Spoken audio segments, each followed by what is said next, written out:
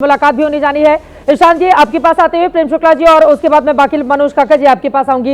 ईशान त्यागी जी 2024 का चुनाव याद आता है। महाराजगंज में इनके लिए चुनावी प्रचार करते हुए योगी गृह मंत्री अमित शाह की ओर से तारीफों के पुल बांधे गए और ये कहा गया कि दिया लेकर भी अगर आप ढूंढेंगे तो पंकज चौधरी जैसा नेता नहीं मिलेगा।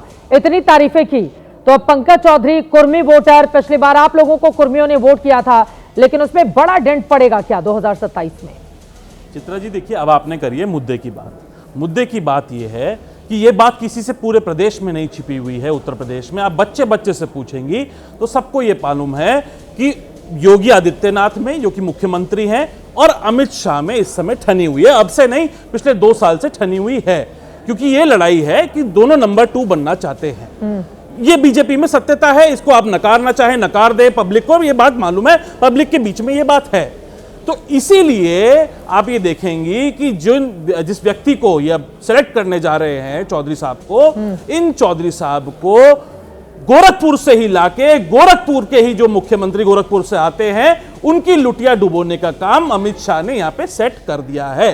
आप ये देखेंगी कि गोरखपुर का ही व्यक्ति, गोरखपुर के ही मुख्यमंत्री को एक आप देखिएगा किस तरह का समन्वय बनेगा 2027 में। ये हारने का काम करेंगे। और एक बार मैं, क्योंकि वैसे तो मेरा आंतरिक भारतीय जनता पार्टी का आंतरिक मामला है, मेरा कोई इस बात से मतलब नहीं, आप किसी को भी लाइए, किसी को भी ले जाइए, लेकिन उत्तर प्रदेश में 18 मंडल हैं।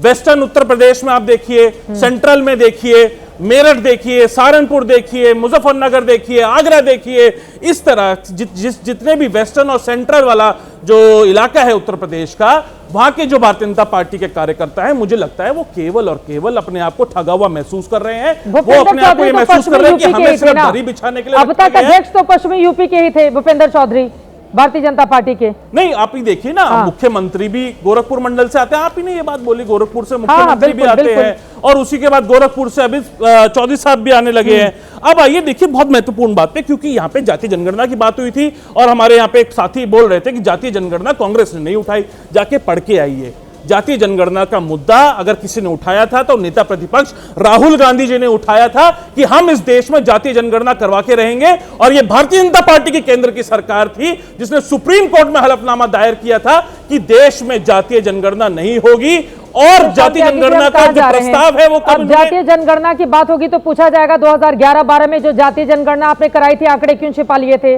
बताइए जरा। रिलीज किए थे, कोई आंकड़े रिलीज नहीं हुए थे। यही मिथ्यावादन मत करिए। फिर देखिए, आप ये बताइए कि हमारे 2011 में जातीय जनगणना हुई, 2014 तक उसके रिजल्ट आए थे। आप पढ़ के आइए इस बात को। 2014 में हमारी सरकार बदल गई। 2014 से लेकर 2025 खत्म होने को आ गया। 2011 की जनगणना 12, 13, 14 3 साल तक जनगणना है कि आपने आंकड़े क्यों नहीं उसके सार्वजनिक करे? तो भारतीय जनता पार्टी की सरकार कहती है केंद्र की उसमें त्रुटियां थी इसलिए नहीं कर पाए। मतलब ये त्रुटियों को ठीक नहीं कर पा रहे हैं। और ये जातीय जनगणना की बात करते हैं, जातीय क्या हो जाएगा?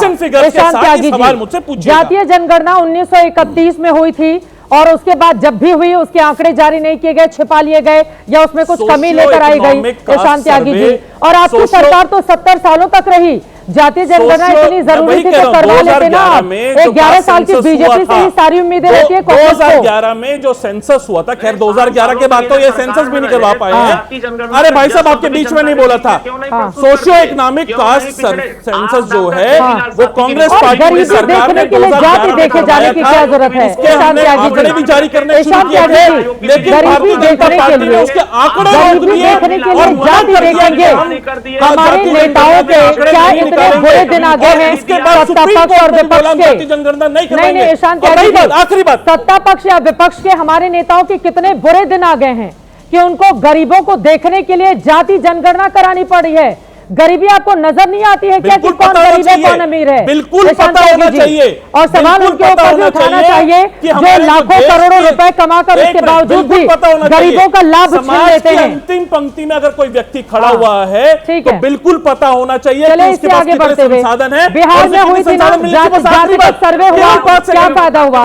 जातिगत सर्वे बिहार में हुआ, बीजेपी जीत गए। जातिगत सर्वे करवाया था आप लोगों ने। प्रेम शुक्ला ये बताया जी, और फिर आखिरी बात, एक सेकंड बस, आखिरी बात, ये ओबीसी की बात करते हैं। इनका ओबीसी के सबसे बड़ा चेहरा कौन हुआ करते थे? केशव प्रसाद मौर्य। जब मुख्यमंत्री बनने का नंबर आया उनका तो उनकी कुर्सी छीन ली गई और योगी आदित्यनाथ जी को दे दी गई। वो 10 साल से सीएम इन वेटिंग ही थे, सीएम इन वेटिंग ही रह जाएंगे। और इसी तरह से भारतीय जनता पार्टी पिछड़ों के साथ, दलितों के साथ, अल्पसंख्यकों के साथ जिस तरह का कांग्रेस शब्द पार्टी का पिछड़ा चेहरा कौन है उत्तर प्रदेश में? असली चाल चरित्र चेहरा कांग्रेस दिखाता है। पार्टी का अगर पिछड़ा बात चेहरा कौन करनी है है, उत्तर प्रदेश अगर में? बात करनी है तो उन व्यक्तियों की बात करें जो पिछड़े समाज से आते हैं कांग्रेस और पार्टी जिनकी का पुलिस पिछड़ा रिमांड चेहरा में कौन है मृत्यु हो यूपी में? जाती है। सबसे ज्यादा आप एनसीआरबी के आंकड़े पढ़ के आइए, सबसे ज्यादा अगर दलित और पिछड़ों के हत्याएं होती है पुलिस कस्टडी में तो वो उत्तर प्रदेश में होती है। अगर बात करनी है तो उनकी बात करिए, किसी पार्टी के आंतरिक मुद्दे की बात मत करिए। ईशान जी, आपने उनका तो बता दिया पिछड़ा, मुझे एक लाइन में बताइए कांग्रेस पार्टी का पिछड़ा चेहरा कौन है यूपी में? बहुत सारे हैं। हमारे ब्रिजलाल एक खाबरी, बता दीजिए एक ना। मिनट, ब्रिजलाल खाबरी अध्यक्ष थे इससे पहले, अजय राय जी से पहले ब्रिजलाल खाबरी जी थे, हाँ। उससे पहले अजय लल्लू जी थे। हाँ। भाई ये तो प्रक्रिया है, चेंज होते रहेंगे। ये तो गजब है हमने कि बनाया ना, अजय लल्लू थे कि नहीं थे? लेकिन अजय लल्लू जी विधायक थे, उसके बाद प्रदेश अध्यक्ष भी बने, ब्रिजलाल खाबरी बने। पंकज चौधरी के जरिए ये जो बड़े बड़े ख्वाब आप लोगों ने 2027 के सजो कर रखे हुए हैं, आपको लग रहा है कि कमाल कर जाएंगे और यादव कुर्मी वोट जो एक तरह से ध्रुवीकृत हो गया था समाजवादी पार्टी की तरफ, वो पंकज चौधरी जी तोड़ पाएंगे कुर्मी वोटरों को आपके लिए?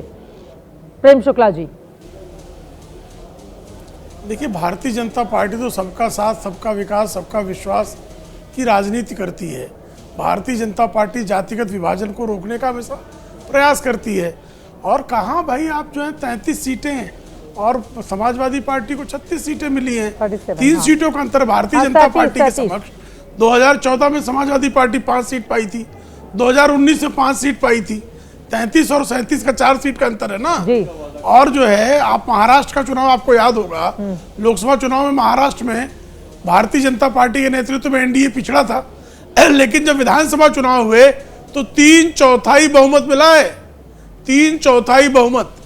बिहार में जातिगत सर्वे हुआ और बिहार में भारतीय जनता पार्टी को 3/4 बहुमत मिला है। तो लगातार भारतीय जनता पार्टी को सभी का साथ मिला है, किसी एक जाति का नहीं, सारी जातियों का साथ मिला है। लोग बहुत सारा फैक्टर लेके बिहार में टहल रहे थे, माई फैक्टर है न फला फैक्टर है, ठीक है, लेकिन क्या हुआ? हाँ। पूरी तरह से यादव समाज भी, हाँ। जिसको राष्ट्रीय जनता दल का वोट माना जाता था, उसने बड़े पैमाने पर बढ़ चढ़कर राष्ट्रीय जनतांत्रिक गठबंधन के पक्ष में बिहार में मतदान किया। ठीक है, वक्त कम है, मनोज काका जी की टिप्पणी एक ही मुख्यमंत्री पूरे देश में है, ठीक है, वो कौन है? मध्य प्रदेश भारतीय में, जनता ठीक है। पार्टी के आदरणीय मोहन यादव है। मनोज काका जी क्लोजिंग कमेंट जल्दी से उनके सवालों पर। चलिए चित्रा जी, कम से कम आदरणीय का अपने शब्द सुधारे गए, इसके लिए धन्यवाद। मैं उत्तर प्रदेश का सबसे गंभीर, अगर पिछड़े का सिर्फ राजनीतिक नेतृत्व दे देना ही न्याय है तो न्याय नहीं है। समाजवादी पार्टी उत्तर प्रदेश में पब्लिक सर्विस कमीशन में माइग्रेशन की पॉलिसी न लागू होने का पुरजोर विरोध करती है। उत्तर प्रदेश में माइग्रेशन की पॉलिसी अपनाई जाए जिससे पिछड़े तबके के वो और एससी तबके के, एसटी तबके के, ईडब्ल्यूएस के भी लोगों को न्याय मिले। समाजवादी पार्टी लगातार इसकी आवाज उठा रही। नहीं, 15 तारीख को Uttar Pradesh public service commission के सामने आंदोलन है, वहां पुरजोर आंदोलन किया जाएगा। उत्तर प्रदेश में बहुत, चाहे उत्तर प्रदेश में यूपीएससी में बीईओ का रिजल्ट आया 2019 का, उसमें पिछड़े तबके का जो मेरिट बनी 165 पर बनी, जबकि ईडब्ल्यूएस की बनी 109 पर बन गई। तो इस तरह से अनियमितता हो रही है। आरओ 2016 का जो रिजल्ट आया 2020 में, उसमें भी अनियमितता हुई। लगातार Uttar Pradesh public service commission में जो यूनियन सर्विस पब्लिक कमीशन है उसके नियम लागू नहीं किए जा रहे हैं। दलितों, पिछड़ों और 90% बहुजन तबके के साथ अन्याय हो रहा है।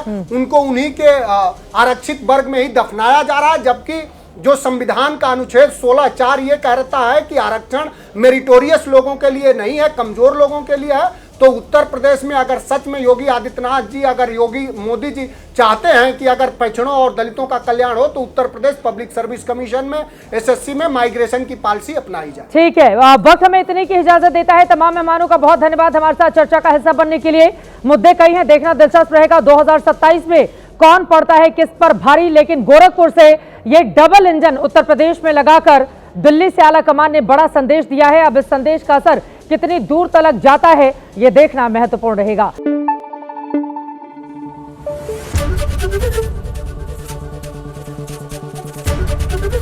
एबीपी न्यूज आपको रखे आगे।